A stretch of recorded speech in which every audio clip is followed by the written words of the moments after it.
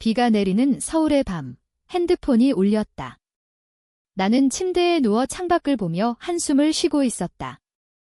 화면에 뜬 이름은 지은 내 유일한 절친이자 고등학교 때부터 함께 울고 웃던 친구였다. 통화 버튼을 누르자마자 그녀의 목소리가 터져나왔다. 예서야. 제발. 삼촌이 돌아가실 것 같아.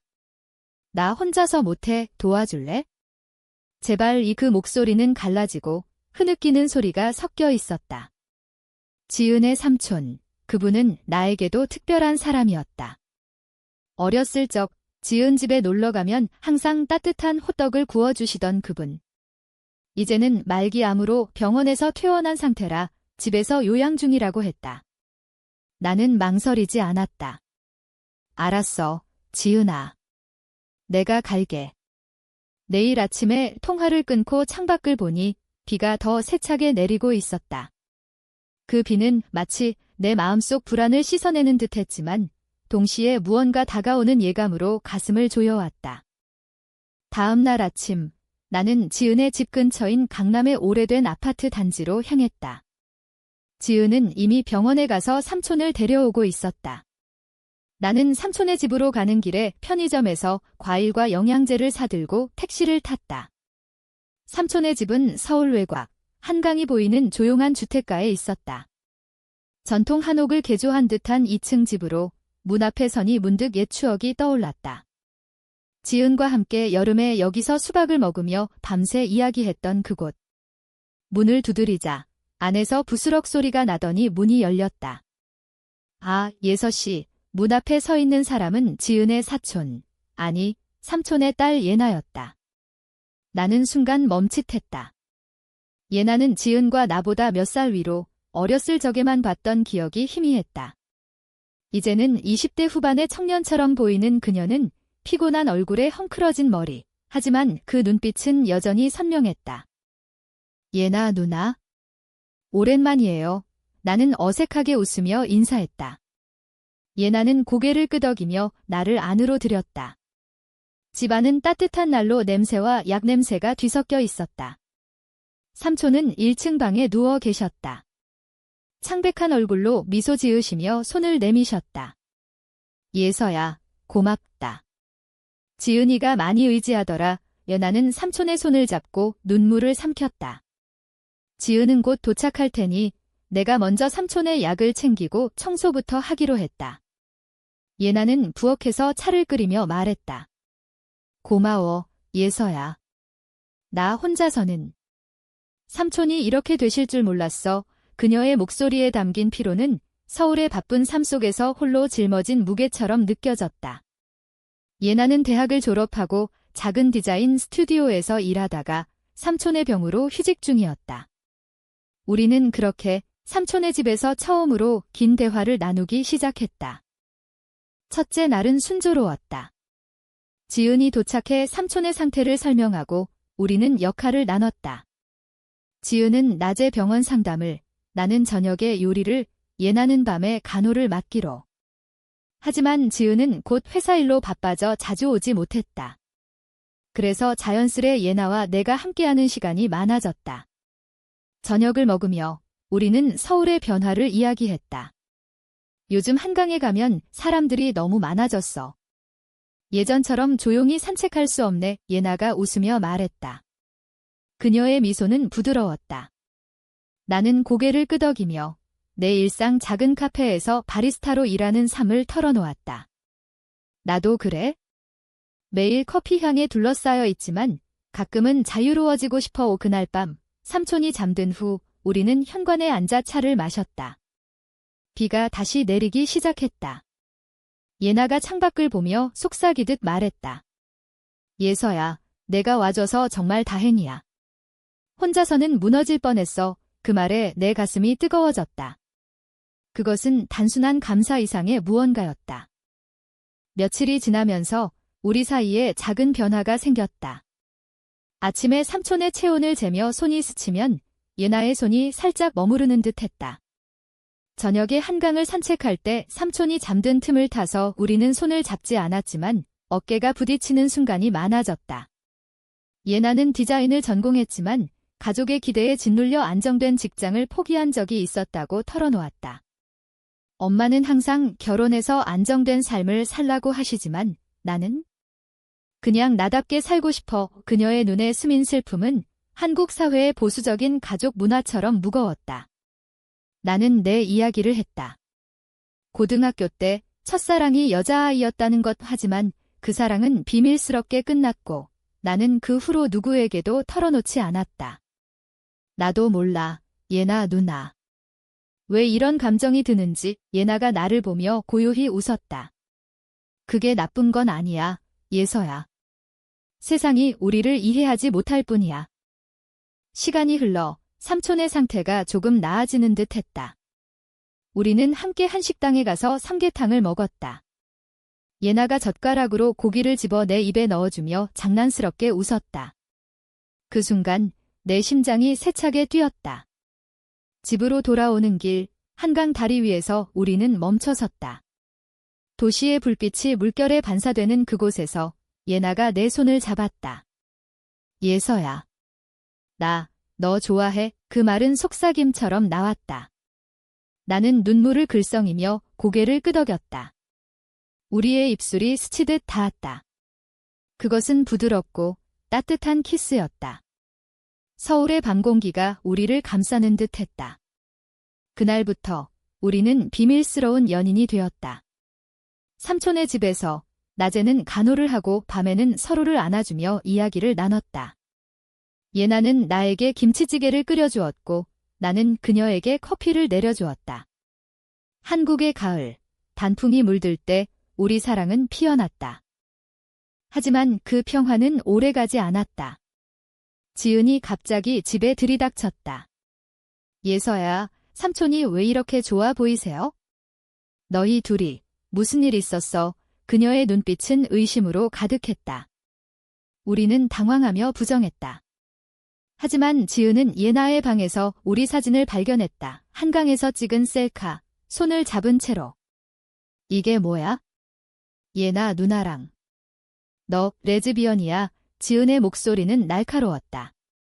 그녀는 울면서 소리쳤다. 삼촌을 도와달라고 한 게 이런 결과로? 우리 가족을 망치려는 거야. 그 순간 예나가 앞으로 나서며 말했다. 지은아, 이건 우리의 선택이야. 사랑이잖아. 하지만 지은은 듣지 않았다. 그녀는 삼촌에게 모든 걸 털어놓겠다고 위협했다. 엄마한테 말할 거야? 너희 때문에 가족이 산산조각 날 텐데. 그날 밤 삼촌의 상태가 급변했다.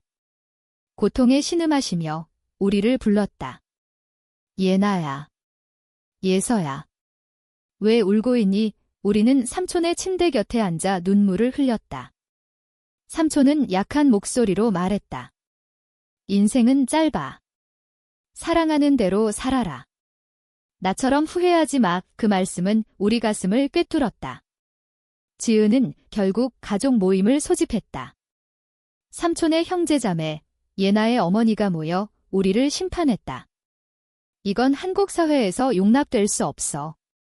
예나, 너는 남자와 결혼해야 해. 어머니의 말에 예나는 무너졌다. 엄마, 저는 예서랑 함께하고 싶어요. 왜 이해 못하세요? 나는 예나의 손을 잡고 서 있었다. 하지만 지은의 배신은 더 컸다. 그녀는 내게 속삭였다. 예서야, 너 때문에 삼촌이 더 아프실 거야. 떠나. 그 말은 칼날처럼 아팠다. 친구가 된 지 10년, 그녀의 배신은 예상치 못한 고통이었다. 고조는 그렇게 다가왔다. 가족 모임 후, 예나는 병원으로 실려갔다. 스트레스로 인한 위궤양이었다. 나는 홀로 삼촌을 돌보며 밤마다 예나의 빈자리를 느꼈다. 한강을 걷다 보면 우리 키스했던 다리가 눈에 밟혔다. 서울의 겨울이 다가오고 눈이 내리기 시작했다. 삼촌은 점점 쇠약해지셨다. 예서야, 예나를 잘 부탁해. 그 아이는 강한 척하지만 속은 여리다. 삼촌의 말씀에 나는 고개를 끄덕였다. 지은은 더 이상 오지 않았다. 그녀의 침묵은 배신의 연장선이었다. 나는 예나에게 편지를 썼다. 누나, 우리가 선택한 길이야. 포기하지 마. 병원에서 예나가 답장을 보냈다. 예서야, 나도 사랑해. 하지만 가족이 무서워. 예나가 퇴원한 날, 우리는 다시 만났다. 병원 문 앞에서 눈 속에 안겨 서로를 끌어안았다. 미안해, 예서야. 내가 약해. 예나의 눈물이 내 어깨를 적셨다. 우리는 삼촌의 집으로 돌아와 조용히 앉아 이야기를 나눴다. 예나는 어렸을 적 아버지, 삼촌의 사업 실패로 가족이 어려웠던 이야기를 했다. 아빠는 항상 가족을 위해 희생하라고 하셨어. 그래서 나도 사랑을 숨겨서 나는 내 과거를 더 깊이 털어놓았다. 첫사랑, 그 아이가 가족의 압력으로 미국으로 떠난 이야기. 나도 포기했어. 하지만 너 만나고 나서 다시 용기가 생겼어. 우리는 손을 잡고 창밖에 눈을 보았다. 한국의 겨울은 혹독하지만 그 안에 피어나는 꽃처럼 우리 사랑은 강인했다. 그러나 갈등은 깊어졌다. 예나의 어머니가 직접 찾아왔다. 예나야, 이건 병이야. 치료받아. 그 말에 예나는 소리쳤다. 엄마, 사랑은 병이 아니에요. 왜 우리를 이해 못하세요? 어머니는 눈물을 흘리며 돌아갔다. 그 후 지은이 다시 나타났다. 예서야, 미안해. 나도 혼란스러웠어. 하지만 삼촌이 돌아가시기 전에 화목하게 하고 싶어. 그녀의 사과는 진심처럼 보였지만 나는 여전히 상처를 느꼈다. 우리는 화해를 시도했다. 지은과 함께 삼촌의 좋아하는 김치전을 만들어 먹었다. 그 순간 집안은 웃음소리로 가득 찼다. 하지만 그것은 짧은 평화였다. 삼촌의 마지막 날이 다가오고 있었다. 삼촌은 우리를 불러 모았다. 모두 고맙다. 예나야, 예서야, 지은아. 사랑은 자유로워야 해. 나처럼 얽매이지 마. 그 말씀 후 삼촌은 평화롭게 눈을 감으셨다. 장례식은 가족의 눈물로 물들었다. 예나와 나는 뒤에서 서로를 지탱했다. 지은은 울며 나에게 말했다. 미안해, 예서야. 내가 잘못했어. 너희를 응원할게. 그 배신의 상처가 조금씩 아물기 시작했다. 장례 후 우리는 한강으로 갔다. 눈 덮인 강변에서 예나가 말했다. 예서야, 우리 함께 살아보자. 서울을 떠나도 여기서도 나는 고개를 끄덕였다. 우리의 손이 다시 맞물렸다. 장례가 끝난 후 삶은 다시 일상으로 돌아갔다. 하지만 우리에게는 새로운 시작이었다. 예나는 디자인 스튜디오로 복고했고 나는 카페 일과 병행해 작은 온라인 숍을 열었다. 한국 전통차를 파는 곳. 우리는 주말에 한옥마을을 방문하며 옛 문화를 느꼈다. 여기서처럼 우리도 뿌리를 내리자. 예나가 말했다. 그러나 사회의 시선은 여전했다.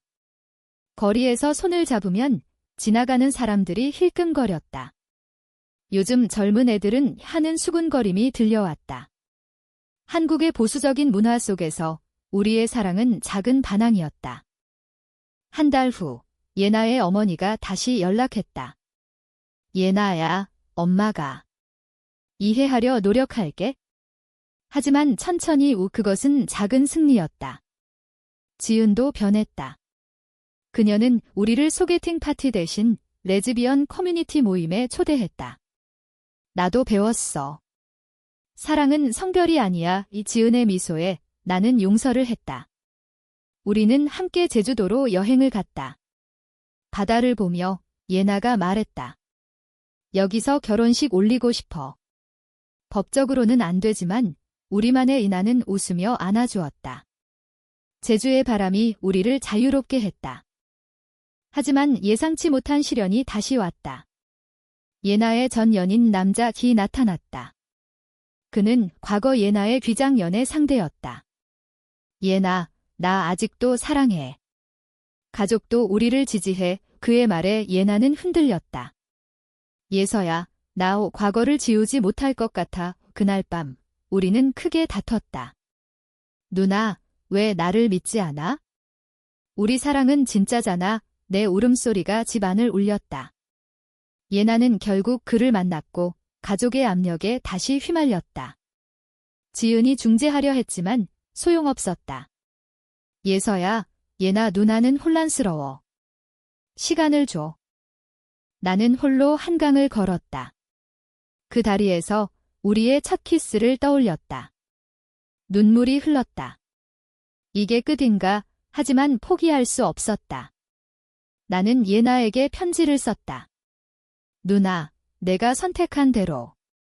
하지만 나 없이 살 수 없다는 걸 알아 예나는 결국 그를 거절했다. 미안해, 예서야. 너만 사랑해. 그녀의 눈빛은 확신으로 빛났다. 우리는 다시 안아주며 상처를 보듬었다. 봄이 왔다. 벚꽃이 한강을 물들일 때 우리는 결심했다. 작은 아파트를 함께 빌렸다. 서울의 번잡함 속 우리만의 공간. 예나는 디자인으로, 나는 차숍으로 생계를 꾸렸다. 가족은 여전히 반대했지만 어머니가 가끔 음식을 보내왔다. 건강히 지내거라. 그 작은 제스처가 희망이었다. 지은은 우리 대신 결혼식을 도왔다. 친구들만 모여 한복을 입고 맹세를 했다. 영원히 함께할게. 예나의 목소리가 떨렸다.